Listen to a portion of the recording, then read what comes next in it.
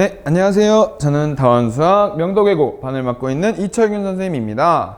자, 제가 오늘 이 자리에 올라오게 된 건 이제 명도계고 1학년 친구들 반을 소개해 드리려고 영상을 올리게 됐고요. 이제 저희 반이 내신 대비 진행하는 과정을 조금 궁금해 하실까봐 제가 그 과정 한번 설명을 드리도록 하겠습니다. 자, 저희 명도계고 1학년 친구들 같은 경우는 저희가 토요일 아침 9시 딱 하루로 진행이 되고 있어요.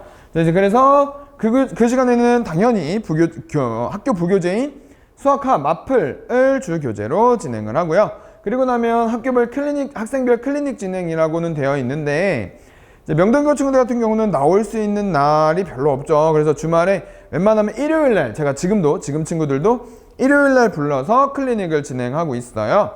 근데 이번 학기에는 제가 이제 좀 학생들한테도 미리미리 얘기하는 건데, 이번 학기에는 제가 지금까지도 그래 왔지만 제가 밖에서도 아이들도 알 거예요. 이제 이 정도 되면 아이들도 알 텐데, 저는 책 검사가 안 되면 큰일 나는 선생님이라는 걸 알고 있을 거예요. 그래서 요거는 제가 이 명도이고반 말고 제 수업 특징 소개하는 영상들 보면 아마 주로 많이 써 있어서 이번 영상에서는 말씀을 안 드리는데, 이제 저는 책 검사나 이런 데 있어서 굉장히 좀 독하다고 해야 되나?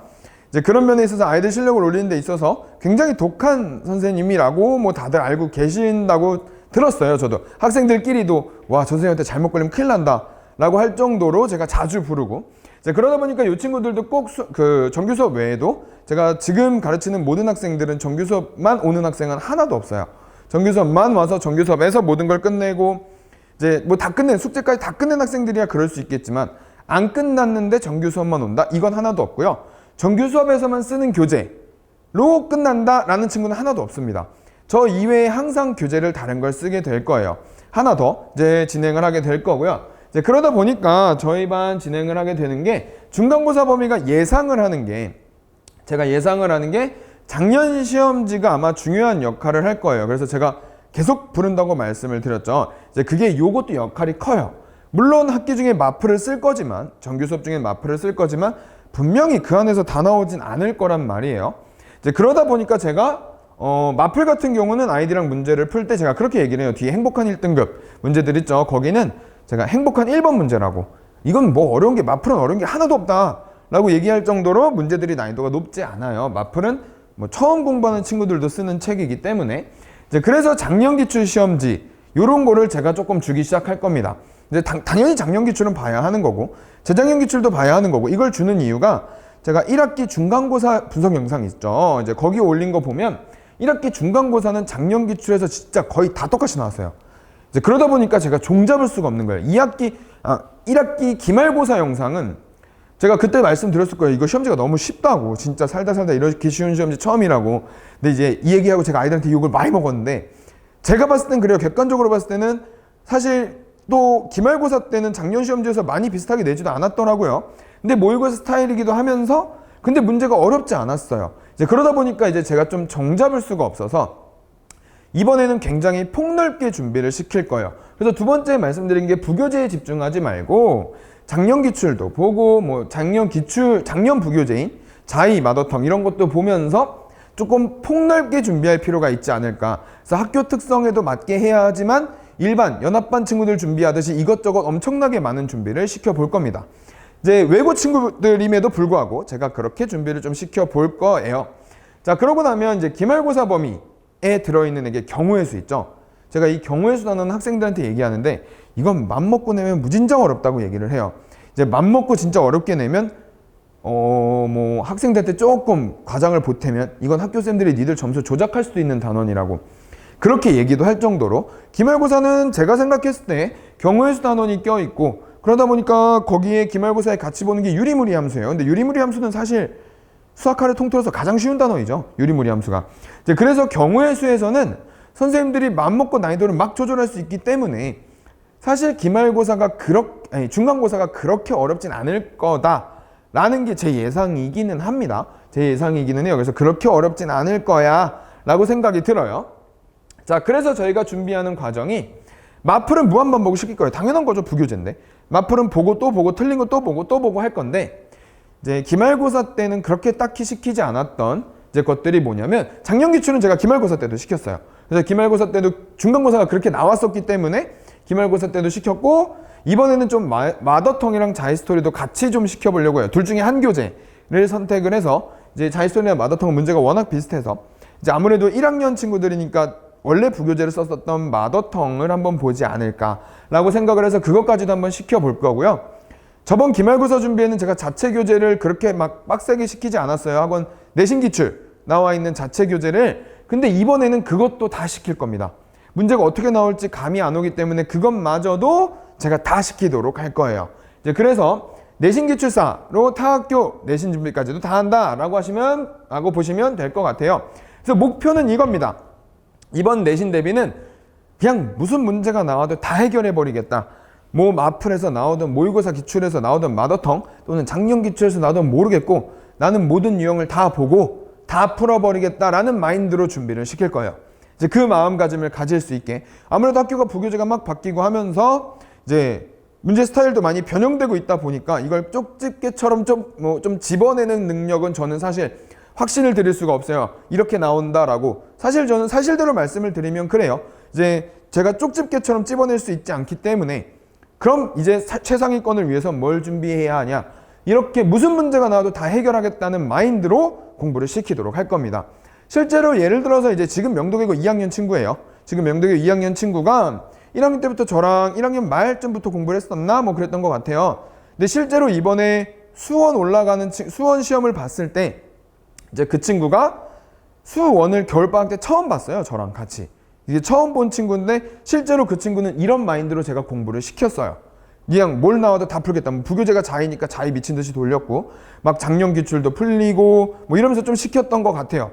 이제 실제로 그냥 뭘 나와도 다 풀겠다라는 마인드로 학교 쪽집게보다는 그냥 자이에 있는 거 하나도 안 틀릴 거야. 모의고사 기출로 나오면 하나도 안 틀릴 거야 라는 마인드로 공부를 시켰고, 그래서 그 친구는 방학 때 정석도 봤어요. 그럼 정석은 사실 자이랑은 뭐 이제 같이 많이 쓰지 않는 교재죠. 자이가 원체 어려운 교재다 보니까. 근데 처음 하는 친구라 정석도 제가 시켰어요. 정석도 시켰고, 그런 친구가 이제 겨울방학 때 수원을 처음 본 친구가 저랑 공부해서 2등급 나왔어요. 원래 한 5등급 나왔던 걸로 기억하는데 1학년 때 그 친구가 저랑 공부해서 2등급 나왔습니다. 2등급. 그래서 이런 마인드로 공부를 시키되, 다만 중요한 건 그 마인드로 하면 그 친구 공부 진짜 열심히 했거든요. 정말 많은 시간 수학을 투자해 줬고요. 그래서 이거는 시간이 오래 걸릴 겁니다. 요 방법에 있어서는 수학에 투자하는 시간도 많을 거고, 그러다 보니까 제가 따로 보충을 부르는 거예요. 이제 그러다 보니까 따로 보충 오는 시간에도 저렇게 많은 문제를 해결해 보면 충분히 지금 저 수학할 진짜 못하는 것 같아요 라는 마인드로 시작해도 충분히 상위권을 노릴 수 있다. 뭐 이렇게 말하면 안 되겠지만, 왜냐하면 외고니까 충분히 노릴 수 있다 라는 마인드로 저는 좀 자신 있게 말씀을 드리고 싶어요. 이미 그랬던 사례가 있기 때문에 저는 충분히 시킬 수 있다. 지금 시작해도 충분히 시간만 많이 투자해 준다면 당연히 시킬 수 있다 라고 생각이 듭니다. 자, 그럼 이제는 제가 이제 좀 단원별로 설명을 드리려고 해요. 이번에 이 친구들이 도형의 이동부터 들어가죠. 그래서 이제 좀 구체적으로 이런 단원은 어떻게 준비를 할 건지를 제가 좀 말씀을 드려보려고 합니다. 자, 이제 이 도형의 이동은 제가 준비를 좀 이렇게 시킬 거예요. 도형의 이동은 사실 도형의 방정식에 들어있는 평면좌표, 직선의 방정식, 원의 방정식을 다 잘해야 돼요. 사실 여기를 다 잘해야 할 수 있는 단원이라 이제 아이들한테도 얘기를 해요. 여기는 니들이 앞에를 얼마나 공부했냐에 따른 능력치다. 그래서 앞부분에 필요한 개념부터 싹 다 설명을 할 거고요.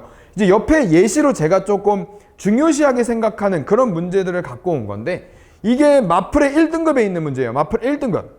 이게 마플의 1등급에 있는 문제인데, 사실은 이제 요게 원의 방정식에서도 볼 수 있는, 이거 도형의 이동이 들어있어요. 도형의 이동이 들어있는 문제인데, 사실 이거는 원의 방정식에 들어있는 직선과 중심까지 거리의 최대 최소값을 구하는 거예요. 선분과 직선까지, 뭐 또는 직선과 원의 중심, 선분과 직선, 원의 중심, 그냥 원의 중심까지 거리 구하세요. 이거는 원방 문제란 말이에요. 근데 원방 문제인데 지금 도형의 이동 단원에 그것도 1등급으로 들어있죠. 이거 풀이과정 써봐야 몇 줄 나오지도 않습니다. 그냥 그림 그리고 대충 몇 줄 끄적이면 답 나와요. 근데 1등급에 들어있죠, 이게. 그래서 제가 말씀드리는 게 이런 거예요. 마플은 행복한 1번 문제라고. 요 풀이는 진짜 어딜 가도 1등급 난이도에 들어있는 문제가 아닙니다. 근데 이제 여기 있는 친구들이 도형의 이동에서 들어있는 성질은 요거 하나예요. 저 Y축에 대하여 대칭 이동합시다 했죠? 요거 꼼꼼히 볼 수 있냐고 묻는 겁니다. 왜냐면 y축 방향으로 마이너스 1만큼 평행 이동하면 중심이 0,0으로 간대요. 그럼 y축 방향으로 이동을 해도 원이 변하질 않아요. 오케이, 여기까지 캐치했어.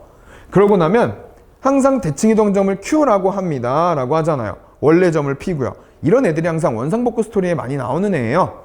얘가 원상복구 스토리, 문제는 다 그냥 원의 성질 앞에 나온 도형으로 풀고 원상복구 할 건데 저 도형 안 돌아간 것처럼 보이지만 돌아간 거 알아? 라고 묻는 문제들이에요. 그래서 이게 사실 난이도는 그림 그려보면 크게 어렵지도 않습니다. 이제 그러다 보니까 제가 앞에 있는 문제 푸는 건 다 원방으로 푼다며요. 그래서 원의 방정식 내용부터 설명을 하게 되는 거라서 저 첫 번째에 적어드린 게 도형의 방정식 모든 내용이 필요하다 라고 말씀드린 게 이런 부분에서 온 겁니다. 그래서 제가 도형의 방정식에 나오는 성질들부터 몇 가지는 설명을 하지 않을까, 요 단어는 요렇게 내신 대비를 진행하지 않을까 라고 말씀드릴 수 있을 것 같고요. 우리 아이들이 진짜 이제 수학하를 배우게 되는 내용이 집합부터죠. 이제 집합에 나온 내용이에요. 근데 이걸 왜 넣냐면 집합 명제에서는 제가 요 예시를 왜 드냐면 사실 집합 명제에서 제일 중요한 건 매번 말씀드리는 얘는 수학하 내용이 없다는 거. 수학하는 새로 배우는 내용이 없다는 거. 이제 요거 아는 게 되게 중요해요. 그래서 요것도 집합에 나와 있는 1등급 문제입니다. 1등급 문제에서 나오는 건데 사실 요것도 집합에서 부분집합 개수 얘기잖아요. 이거 제가 아이들한테 항상 얘기하는 거. 저희 반 아이들은 기계처럼 나옵니다. 부분집합 개수 얘기는 집합 얘기니까 벤 다이어그램 그리고 몇 개니 묻네? 이건 무조건 경우에서 나오는 얘기입니다. 이건 무조건 경우에서예요. 그러다 보니까 요 단어 문제가 얘도 똑같은 거예요. 우리 경우에서 언제 했죠? 중학교 2학년 때 했죠? 이거 중학교 2학년 때 하는 내용 그대로 풀 거예요. 제가. 이거 중학교 2학년 때 한 거잖아. 집합도 요런 내용들이 꼭 필요합니다. 이 단어는 1등급인데도 불구하고 이건 중학교 2학년 내용이라면서요. 그냥 벤 다이어그램만 딱 그려놓으면 그 다음부터는 다 중학교 2학년 얘기할 겁니다. 그래서 이 중학교 과정임을 보여주고 싶은 거예요. 그래서 제 수업 방향은 항상 또 배운 거, 새로 배우는 거 하나도 없다고. 이거 중학교 과정이야. 그래서 중학교 과정이 이렇게 했었지? 그 위주의 수업이 될 것 같습니다. 이 집합 명제는 제가 지금도 그렇게 가르치고 있습니다. 자, 그러고 보면 제일 어려워하는 함수죠. 이야, 요 함수는 요 두 그래프를 제가 왜 가져왔냐면 이거는 마플이 아니라 제 자체 교재에서 쓰던 문제들인데 저 위에 있는 문제랑 밑에 있는 문제가 똑같아요. 합성함수에서 나 나올래요. 저 합성함수에서 내가 나오려면 항등함수 되려면 어떤 조건이 필요하니? 라고 묻는 문제인데 분명히 경우가 다르죠. 생긴 풀이가 달라요. 이게 왜 그러냐면 제가 우리 반 학생들한테 또 얘기했죠. 정의역이 저렇게 내가 셀 수 있는 애 또는 눈에 보이는 애라면 이건 경우의 수 문제입니다. 얘도 똑같아요. 우잉? 함수인데 무슨 경우의 수? 저 얘기가 무슨 얘기인지 알아야 돼요. 다 교란순열 뒤져서 그 교란순열 얘기하는 겁니다. 그래서 제가 아이들한테 외우게 시켰어요. 경우의 수에서. 이거 함수에서도 또 나오니까 해봐라. 교란순열 외워두렴이라고 시켰습니다.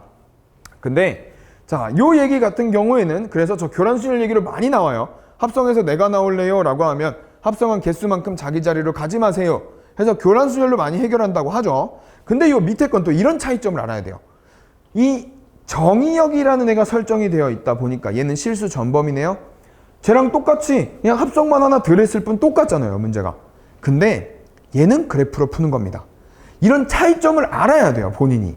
함수에서는 내가 이걸 문제를 뭘로 풀 거냐고. 그래서 어떤 경우에 따라 내가 문제를 뭘로 풀 건지 이런 거 위주로 함수는 설명을 많이 합니다. 아무래도 그래프를 그려야 하는 건지 집합, 벤 다이어그램을 그려서 해결을 해야 하는 건지 이런 부분에 대해서 제가 설명을 많이 하고 있어요. 그래서 이렇게 단원별로 저희 반은 이제 이렇게 이런 문제 유형은 이렇게 해결하기로 하자라고 단원별로 이번 시험 범위에 대해서 제가 살짝 정리를 해봐 드렸는데 사실 이건 시험 대비뿐만이 아니라 저희 반 같은 경우는 다 이렇게 공부한다고 보시면 될 것 같아요. 제가 아이들한테 항상 하는 얘기예요. 수학은 새로 배우는 게 과목마다 그렇게 많지 않아. 그러니까 앞에 있는 내용을 까먹으면 뒤에 있는 내용은 당연히 무너지는 거다. 한 번 공부할 때 똑바로 해라라고 얘기를 합니다. 이제 그래서 항상 그런 내용을 가지고 설명을 해요. 이게 어디서 배웠던 건지 기억하니? 저는 그 얘기를 되게 많이 합니다, 아이들한테. 이제 그래서 저희 수업 특징상은 저희 수업을 들어올 때는, 제 수업을 들어올 때는 항상 이게 어떤 내용을 어디서 끌어온 거구나 를 위주로 공부한다고 보면 될 것 같아요. 이게 내신 대비 뿐만이 아니라 개념 설명을 할 때도 그렇고 방학 수업을 할 때도 그렇고 저는 항상 강조하는 내용이에요. 예전에 어디서 했었냐고. 이제 새로 배운 내용인지 예전에 했던 내용인지 구분을 해야 될 거 아니냐. 그러면서 강조하는 게 문제 똑바로 읽어라. 그게 요번 집합 하고 함수에서 굉장히 중요한 역할을 할 겁니다. 자, 이렇게 제 수업은 제가 내신 대비, 명도계고 내신 대비 준비 영상은 여기까지 준비를 했고요. 이제 각 단원별로 해서 어떻게 준비하는지까지 설명을 드린 것 같아요. 자, 그러면 이제 나머지 또 더 재밌는 내용을 많이 준비해 놓고 우와 이런 것도 있어? 라고 하는 내용들도 제가 수업 시간 내에 많이 준비해 놓도록 할 테니까 도움이 되는 내용들은 수업 시간에 만나 뵙도록 하고요. 그리고 여기까지 해서 저희 수업 영상 마치도록 하겠습니다. 감사합니다.